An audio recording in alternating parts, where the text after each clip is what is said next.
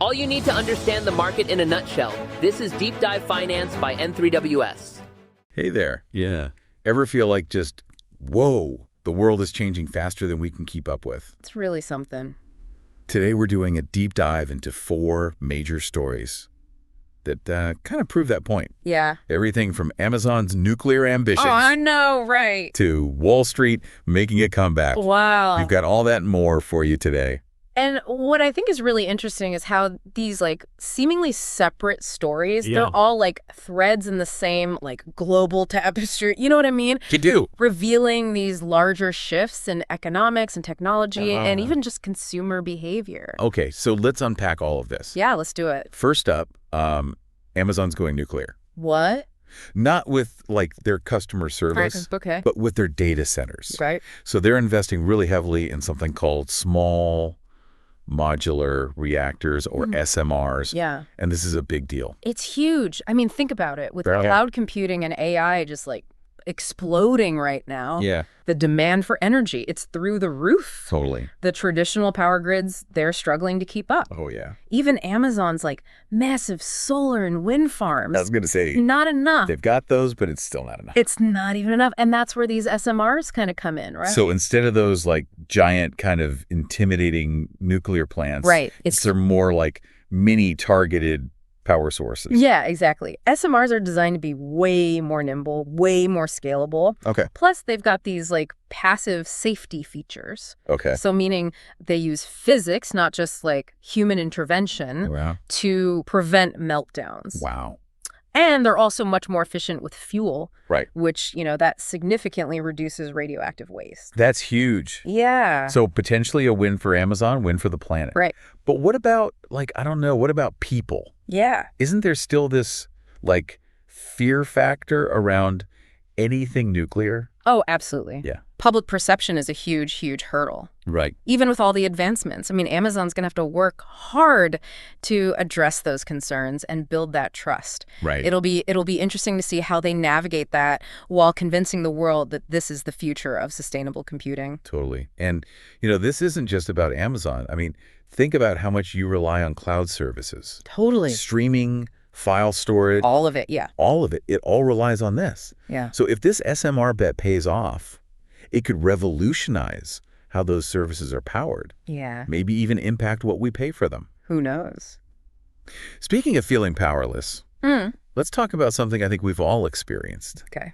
The frustration of trying to cancel the subscription. Oh, tell me about it. But the FTC, they just dropped the hammer on all those too good to be true offers with their new click to cancel rule. They finally did it. I'm very curious to see how this plays out. Me too. This Yeah. is a huge e-win for consumers. For sure. The FTC is taking aim at those frustrating, those dark patterns that some companies use Yeah. to make canceling a subscription I don't know, navigating a maze blindfolded. Yes. Are you kidding me? Ugh, so frustrating.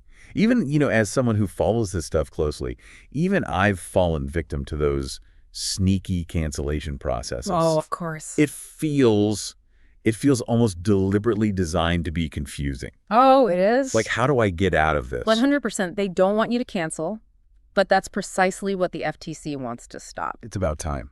This new rule, it demands a straightforward click-to-cancel process, Okay. giving consumers more control over their subscriptions and their money. Yes. No more hidden buttons, no more endless hoops to jump through. It's come on, just let me cancel. Right, just make it simple. Exactly. But speaking of navigating tricky landscapes, luxury brands are facing their own challenges. Oh, yeah. Especially in China. Right. We're seeing this surprising slump in sales for huge names like Louis Vuitton, Wow. Dior. And this is a market that was, it was like a gold mine for these brands. It was, yeah. What's going on over there? Well, it's true. The Chinese market has been just essential for luxury brands, Right. but things are changing. Yeah. Several factors at play here, but the Chinese economy, Okay. while still strong, Right. it is facing some headwinds, and that's making, I think, everyone a bit more cautious with their spending, Yeah. even when it comes to those high-end goods. So a little bit of maybe belt tightening happening. Yeah, a little bit. But it sounds like there's more to it than just economic jitters. Yeah, for sure. You also have to consider, like, the changing tastes of Chinese consumers. Oh, interesting. Or particularly younger generations. Okay. They're not as interested in the traditional status symbols and logos of the past. Right. They're looking for something different, something that like speaks to their values and identities more. More authenticity, maybe. Yeah, I think so. Even a focus on like local brands and designers. Exactly. There's a growing sense of national pride. Right. And a desire to support, homegrown talent. Yeah, I can see that. Luxury brands they're realizing that they can't just rely on their global reputation anymore. Right. They have to adapt, become more locally relevant, and find ways to connect with these new values. It's so interesting how these shifts, like in taste and these economic realities, are forcing these luxury giants to like rethink their entire game plan. Yeah. Now, switching gears from luxury shopping sprees to Wall Street, we've got some interesting news there too. Oh, yeah.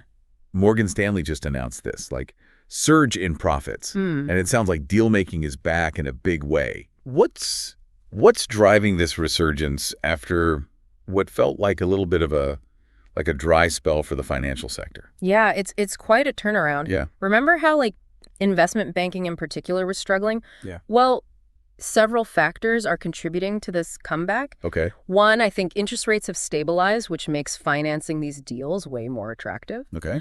We're also seeing a wave of companies looking to expand through mergers and acquisitions, especially in sectors like tech and healthcare.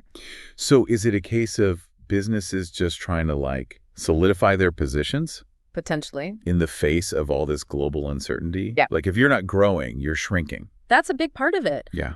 Merging with or acquiring another company can be a really strategic way to cut costs, right, gain market share, and basically come out stronger on the other side of a potential downturn. Yeah. It's a classic case of, adapting to a changing landscape, which, let's face it, that's the theme of our entire conversation today. It really is. We've got Amazon going nuclear, the FTC, reining in these subscriptions, luxury brands, shifting strategies in China. It's a lot. And Wall Street riding this wave of deal-making. Wild. It's almost dizzying. It is, but remember, these aren't isolated events. They're all interconnected, reflecting these larger trends, shaping our world. Yeah. Economic uncertainty, rapid technological advancement, and consumers who are more informed and empowered than ever before. And that's what makes this so interesting, right? Totally. Seeing how these threads connect, understanding the forces that are shaping not just the global economy, but our daily lives, too. It's a lot to keep track of. It really is. Feels like we're all players in this giant game of chess. Yeah. But the rules keep changing. They do. And no one knows who's making the next move. Exactly. It's exciting. It is exciting. And also a little unnerving. A little bit. Yeah, that's the perfect, I think, segue into our final thought for you today. Okay. We've seen these huge players making these bold moves. Yep. Amazon dabbling in nuclear, the FTC finally with the subscriptions. Right. But in a world facing constant disruption, who will be the next to shake things up? Oh, that's a good question. And how will it impact your life? How will it impact you, the listener? Right. Will it be some tech startup we've never even heard of? Maybe. Or some social movement gaining all this traction as we speak? Could be. Could it even be us? Right. Why not us? But here's the thing. Okay. It's easy to feel overwhelmed by the pace of change, by everything that's going on. Totally. But as we've discussed today, I think a big takeaway is knowledge is power. It really is. The more informed you are, the better equipped you'll be to navigate these shifts and turns. Yes, for sure. And maybe even influence them. Right. We're not just cogs in the machine. Yeah. We have some say. We do. So keep that curiosity alive, right? Please. Don't just scroll through the headlines and let it wash over you. Right. Dive deeper. Yes. Ask those questions. Ask away. And just remember, you're not just along for the ride. You're driving. You have a say in how this whole thing unfolds. You do. Until next time. Until next time. Happy diving. Happy diving, everyone.